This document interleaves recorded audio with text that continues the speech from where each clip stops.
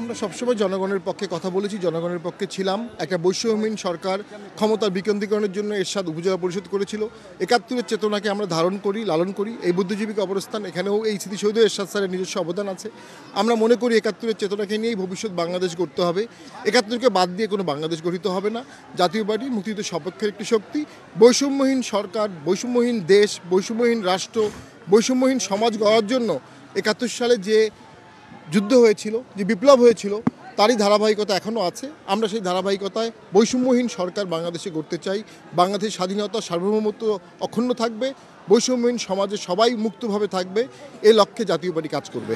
আওয়ামী লীগের গত ১৫ বছরে ক্ষমতা থাকা অবস্থায় যে তারা যে স্বৈরাচার হয়ে উঠেছিল, সেই ক্ষেত্রে অনেকের অভিযোগ আছে জাতীয় পার্টি তাদেরকে সহযোগিতা করেছে। সেই বিষয়ে আসলে আপনাদের অভিযোগটা এই কি সত্য কিনা বা আপনাদের মন্তব্য? এই অভিযোগের পক্ষে যদি কেউ অকাট্য কোনো দলিল দেখাতে পারে, অকাট্য কোনো এভিডেন্স দেখাতে পারে হত্যার উপর, দুর্নীতির উপরে, আমরা সেটি মেনে নিব।